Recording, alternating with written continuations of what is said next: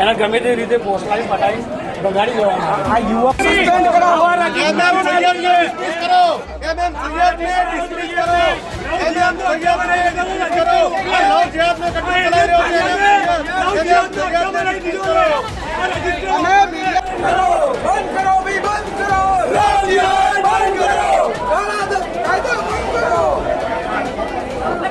આજે અમદાવાદની metro court જાણે રણ મેદાન બની ગઈ. કારણ બેપુખ્ત વયના વ્યક્તિના લગ્ન. જી હા, તમે સાચું સાંભળ્યું. જ્યારે એક હિન્દુ યુવતી અને એક મુસ્લિમ યુવક પોતાની મરજીથી કાયદાકીય રીતે લગ્ન કરવા કોર્ટ પહોંચે છે, ત્યારે કાયદો રક્ષણ આપે તે પહેલા જ અમુક સંગઠનો ન્યાય કરવા પહોંચી જાય છે. અમદાવાદમાં જે કંઈ પણ થયું તેને લઈને અનેક પ્રશ્નો ઊભા થઈ રહ્યા છે. બંધારણીય રીતે પ્રશ્નો ઊભા થઈ રહ્યા છે, વ્યક્તિ સ્વાતંત્ર્ય પર પ્રશ્નો ઊભા થઈ રહ્યા છે અને કાયદો અને વ્યવસ્થાની સ્થિતિ પર પણ પ્રશ્નો ઊભા થઈ રહ્યા છે.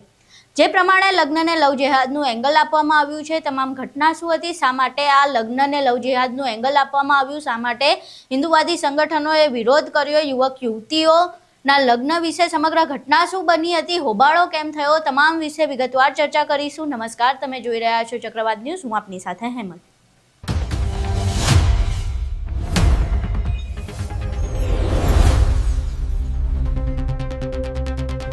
ગાંધીનગરની એક યુવતી અને કઠવાડાનો યુવક લગ્ન નોંધણી માટે અમદાવાદના જિલ્લા રજિસ્ટ્રારની કચેરીએ પહોંચે છે.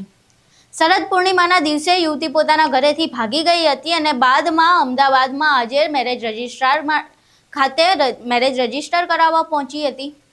જોકે યુવક અને યુવતી કોર્ટ પહોંચે એની ખબર તેમના પરિવાર અને જે વીએચપી અને બજરંગ દળને પહોંચી ગઈ હતી. યુવક યુવતી કોર્ટ પહોંચ્યા ત્યારે વીએચપી અને બજરંગ દળના કાર્યકરોને આની જાણ થઈ અને તેમણે કોર્ટ કમ્પાઉન્ડમાં હોબાળો મચાવવાનું શરૂ કરી દીધું. બાદમાં નારાબાજી થઈ, પોલીસ સાથે ઝપાઝપી થઈ અને લવ જિહાદનો પ્રશ્ન પણ ઊભો થયો. સવાલ એ છે કે જો બેપુખ્ત વયની વ્યક્તિઓ પોતાની મરજીથી લગ્ન કરવા માંગતા હોય તો આ સંગઠનો કોણ છે તેમને રોકવાવાળા? જો કે આ પ્રશ્ન પર ફરી વાત કરીશું, પરંતુ પહેલા એ હોબાળાના દ્રશ્યો જોઈ લઈએ જેમાં તેઓ નારાબાજી કરી રહ્યા છે અને તેઓ લવ જેહાદનો આરોપ લગાવી રહ્યા છે.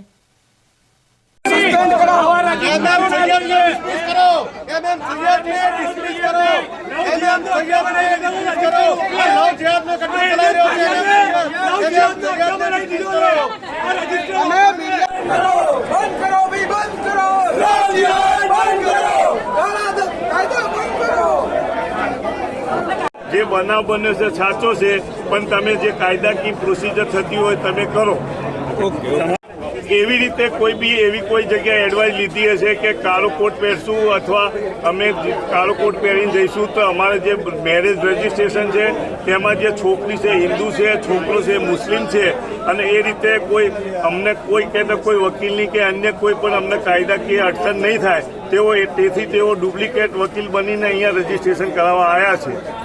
અહીં તમે દ્રશ્યો જોયા જેમાં વીએચપી અને બજરંગ દળના કાર્યકરો નારાબાજી કરી રહ્યા છે અને લવ જેહાદનો આરોપ લગાવી રહ્યા છે. હવે યુવતીના કાકાનો એ નિવેદન સાંભળીએ જેમાં તેઓ આરોપ લગાવી રહ્યા છે અને તેમને પણ સમગ્ર ઘટનામાં લવ જેહાદ દેખાઈ રહ્યો છે. આ બાજુ જો વચ્ચે કરોલી તાલુકો દહેગામ, જિલ્લો ગાંધીનગર. અશોકભાઈ, તમારી જે ભત્રીજી અહીંયા આગળ કાળા કોર્ટમાં લઈને આવ્યા છે, પરિવારની ખાસ તો કયા પ્રકારની માગણી છે અને પરિવાર પાસે આખો મુદ્દો છે તો સામે ક્યારે આવે? આ લગભગ આ છોકરી 4 મહિના પહેલા શરદ પૂનમની રાત્રે ભગાડી દેવામાં આવી, બરાબર છે. અને બીજા બધા એવું કહે છે કે એની જાતે ભાગી જશે, બાકી ભાગી ગઈ નથી. એના ગમે તે રીતે પોસ્ટલાઈ પટાઈ બગાડી દેવામાં આવે. આ યુવક કોણ છે? તમારી ભત્રીજીને કઈ રીતે સંપર્કમાં આવ્યો અને કેવી રીતે ફોસલાઈને લઈ ગયો હતો? હવે એમાં તો એવું છે કે ભાઈ વેલાલ ગામે કોલેજ કરતી હતી, એટલે આ છોકરો કદાચ એના સંપર્કમાં આવ્યો, બરાબર. તો એ પૂરતી જાણ મારા ખ્યાલમાં નથી.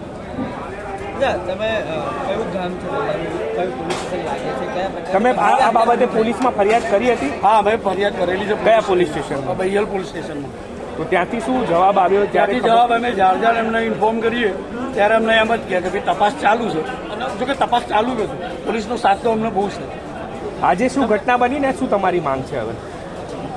આજની ઘટનામાં એવું હતું કે અમને કાલે લગભગ જાણ થઈ હતી કે આજે છોકરી હાજર થવાની, એટલે અમે સવારના અહીં લગભગ 20-25 માણસો પહેલાં આવી ગયા હતા અમારા રિલેટિવ સાથે. બરાબર છે. અને સૈયદ સાહેબ દરરોજ 11:15 જ આવે છે.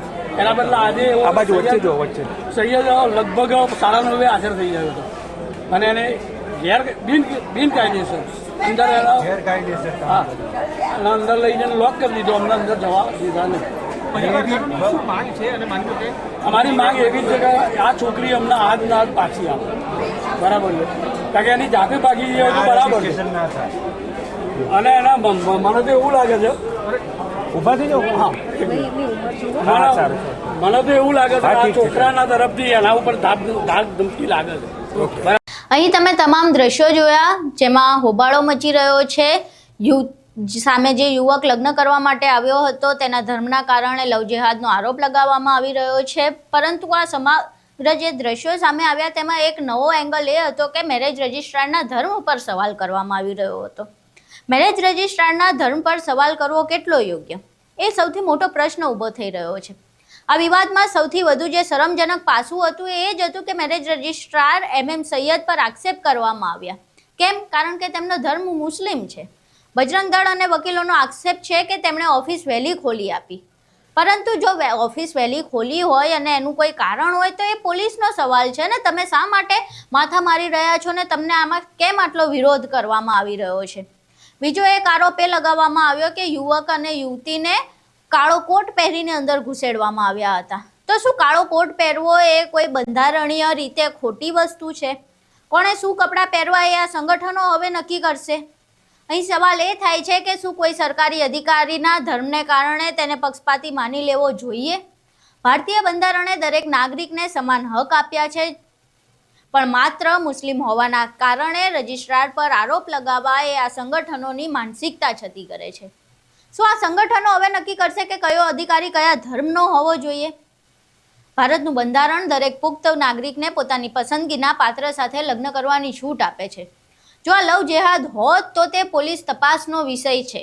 રસ્તા પર ઉતરીને હોબાળો કરવાનો કે અધિકારીઓને ધમકાવવાનો નહીં. આ સંગઠનો બંધારણથી ઉપર નથી. જો આપણે કાયદાના શાસનમાં માનતા હોઈએ તો કોર્ટના કમ્પાઉન્ડમાં જ કાયદાના લીરે લીરે ઉડાવતી આ ભીડને રોકવી જ રહી. અમદાવાદની આ ઘટના માત્ર બે પ્રેમી પંખીડાની વાત નથી. આ વાત છે આપણા લોકશાહી માળખાની.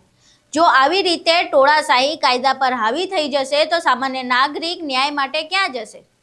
તમે શું માનો છો? શું પોતાની મરજીથી લગ્ન કરનારને રોકવાનો હક આ સંગઠનો પાસે છે?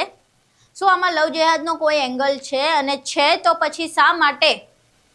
તમને શું લાગે છે મેરેજ રજિસ્ટ્રારના ધર્મ ઉપર સવાલ કરવો કેટલો યોગ્ય? તમામ ઘટના તમે જોઈ, તમામ દ્રશ્યો તમારી સામે અમે મૂક્યા. તમામ દ્રશ્યો જોયા બાદ તમારું શું માનવું છે કે આમાં કોણ કેટલું સાચું છે, કોણ કેટલું ખોટું છે અને યુવક યુવતીને લગ્ન કરવા માટે રોકવું એ કેટલું યોગ્ય છે? તમારું મંતવ્ય અમને કોમેન્ટ બોક્સમાં જરૂર જણાવજો. જો વિડીયો ગમ્યો હોય તો લાઈક કરો, શેર કરો અને અમારી YouTube ચેનલને સબસ્ક્રાઈબ કરવાનું ભૂલશો નહીં. નમસ્કાર.